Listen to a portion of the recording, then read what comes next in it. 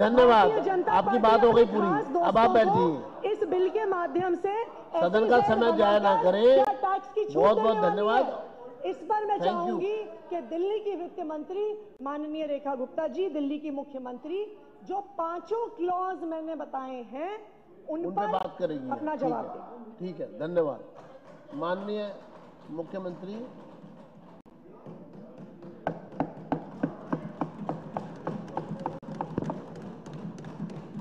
माननीय अध्यक्ष जी, मुझे आज बहुत ही अच्छा लग रहा है।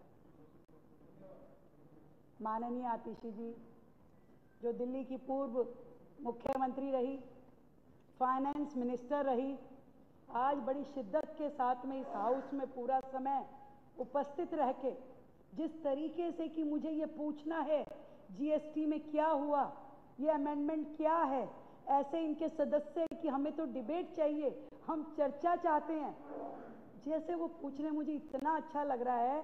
और मैं उनके ज्ञान के लिए बताना चाहती हूँ कि आज जो ये संशोधन हो रहे हैं, ये पिछले साल जो जीएसटी समिट हुई थी, जिसकी सदस्य खुद आतिशी जी थी, जिसमें इनको जाना था, उन अमेंडमेंट को किया जा रहा है।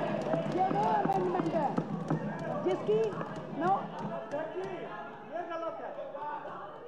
अध्यक्ष जी, ये अगर बोले तो मैं बैठ जाऊं, आप जारी रखिए, हो गया, चलिए। ऐसे नहीं अब यह प्रस्ताव सदन के सामने है, जो इसके पक्ष में। मैं बोलूंगी। अच्छा, बोलेंगे ना, बोलिए। मैं बोल रही हूँ। मैंने कहा उनको आप बैठिए, नहीं आप अपना बोलिए। नहीं, वो उनको मैं बिठाऊंगा। सदन की इतनी गरिमा इस सदन को रखनी पड़ेगी कि अगर मैं बोल रही हूँ तो कोई मान्य सदस्य बीच में ना बोले। मैं किसी के में नहीं बोलती हूँ। ये मैं देख लूंगा मुख्यमंत्री। आप अपनी बात कहिए, जवाब दे रही हूँ। आप अपनी बात कहिए।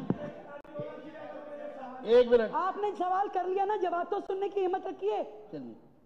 तो जिस फाइनेंस की ये मिनिस्टर होने के बाद सदस्य थी, ये उस कमेटी में गई ही नहीं, जो कि 55वीं जीएसटी काउंसिल की मीटिंग थी। और आज जो ये चर्चा हमसे करना चाहती है, उस मीटिंग में पास हुई, पास होकर के तब से लेकर अब तक ये दिल्ली में लागू है, दिल्ली में चल रही है। और खुद फाइनेंस मिनिस्टर ये थी, और आज ये हमसे पूछ रही है कि ये क्या है, ये क्या है।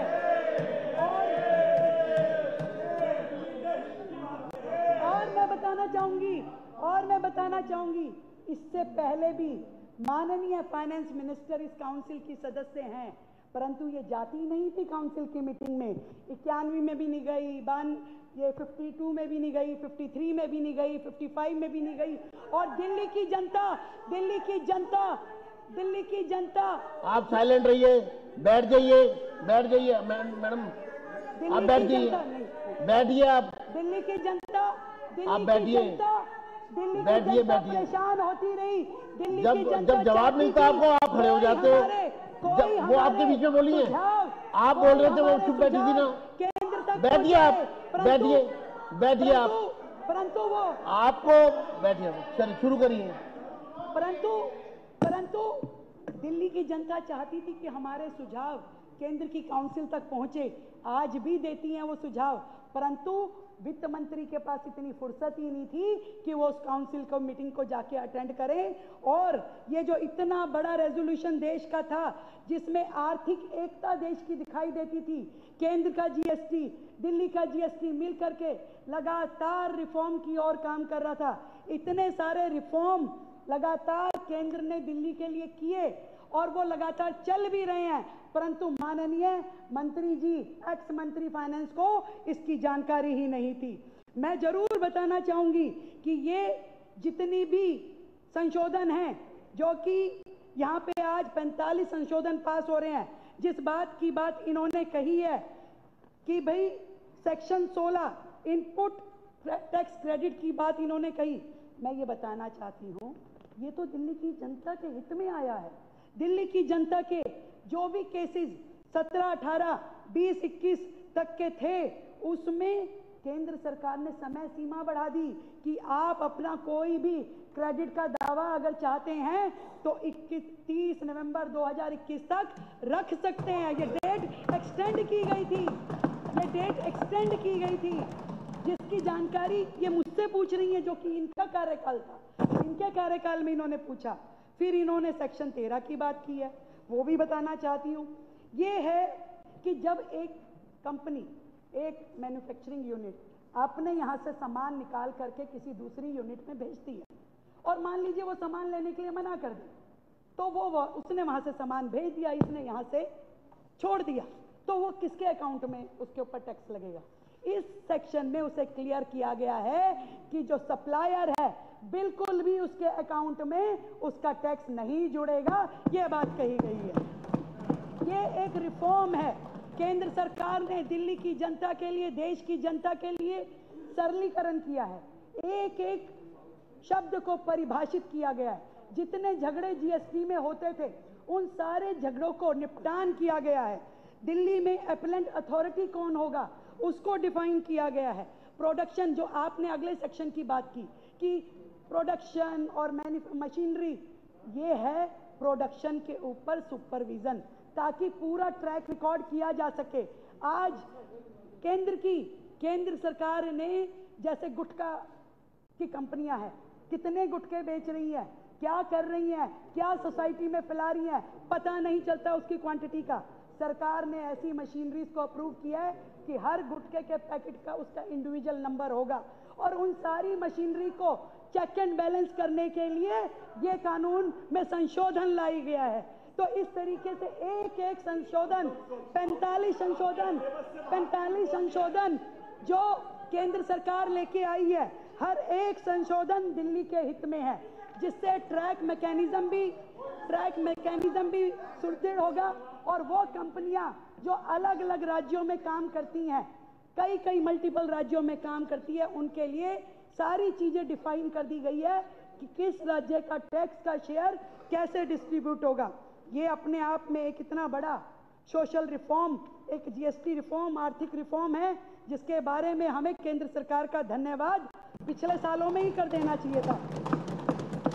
केंद्र की लाई गई इस जीएसटी एमनेस्टी स्कीम के कारण से दिल्ली को पिछले गत वर्ष में 218 करोड़ की जीएसटी की रिकवरी हुई। इसके लिए भी मैं धन्यवाद करती हूं केंद्र सरकार का। ये जीएसटी एमनेस्टी स्कीम अभी भी केंद्र की चल रही है, जनवरी 2025 से लगातार। और जो अपील पे जो पूर्व में राशि जमा कराई जाती थी, वो भी केंद्र सरकार ने अब 10% से 7% कर दिया है। उसके लिए भी मैं धन्यवाद करना चाहती हूँ। अध्यक्ष जी, ये सारे रिफॉर्म से फायदा ये होगा कि दिल्ली की जनता को लाभ मिलेगा, मुकदमेबाजी कम होगी, प्रक्रियाएं इजी हो जाएगी और कंप्लायंस भी इजी हो जाएगा, क्लैरिटी आएगी कंसेप्ट में। ये सारी चीजें होने का लाभ लगातार हमें मिल रहा है। मैं एक डाटा जरूर बताना चाहूंगी। पिछली सरकार के समय में इस समय तक, जो कि अगस्त में हम खड़े हैं, अगस्त तक पिछली सरकार के समय 14,500 करोड़ का जीएसटी प्लस वैट कलेक्शन हुआ था, जबकि हमारी सरकार में 24-25 में आज की डेट तक 15,535 करोड़ रुपए का जीएसटी कलेक्शन हुआ है। 7% की वृद्धि मात्र 5 महीने में हमने करके दिखाई है। 7% की वृद्धि, ये इन संशोधनों के कारण ही हुआ है। एक चीज का और जवाब इस प्रस्ताव को पारित करने से पहले मैं देना चाहूंगी अध्यक्ष जी। हमारी माननीय finance minister, ex chief minister बार बार कह रही थी 2 लाख करोड़ का टैक्स। शायद इन्हें ये पता नहीं है, हम दिल्ली जो है यूनियन टेरिटरी में ये जो टैक्स मैंडेट होता है वो केंद्र सरकार का होता है, दिल्ली सरकार का नहीं होता है। दिल्ली सरकार का होता है जीएसटी, दिल्ली सरकार का होता है वैट, दिल्ली सरकार की होती है एक्साइज, दिल्ली सरकार का होता है स्टैम्प ड्यूटी, दिल्ली सरकार का नहीं होता।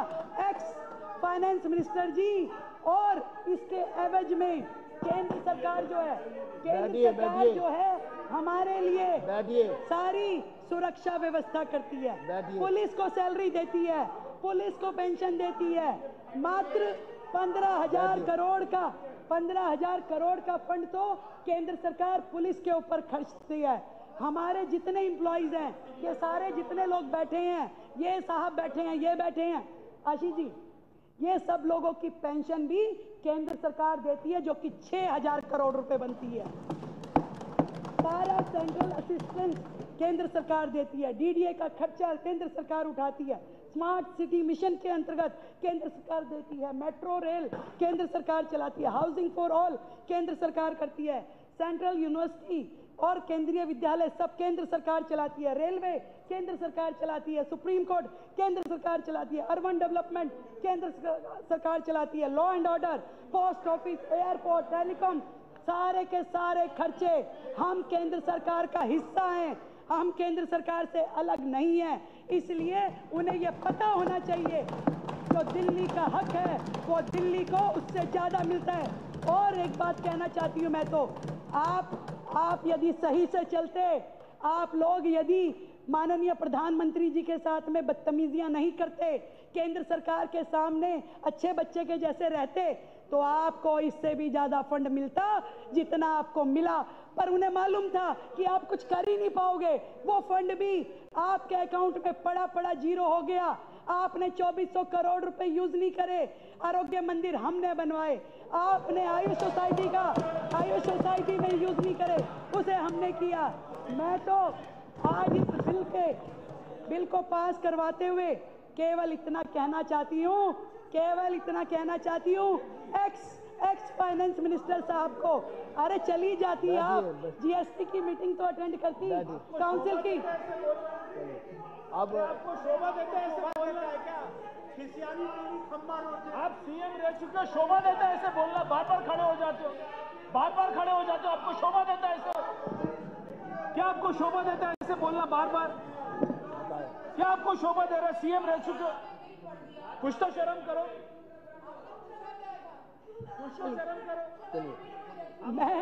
मैं अपनी, देखो उनको नहीं आएगी, छोड़ी, हाँ आनी चाहिए। जीएसटी की मीटिंग में आप नहीं गई और सवाल यहाँ पे बैठ के पूछ रही हैं। आप यहाँ बैठ के सवाल पूछ रहे हैं।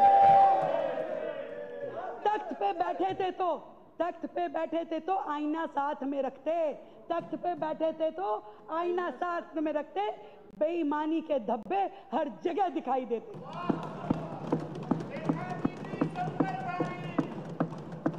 अध्यक्ष जी, माननीय मुख्यमंत्री जी, अब ये 1 मिनट, ये प्रोसेस पूरा करना पड़ेगा, क्योंकि माननीय नेता विपक्ष जो है ना, वो पूरा हाईजैक करना चाह रही है उसको। तो चीजें अब माननीय मुख्यमंत्री जी, ये विचार किया जाए।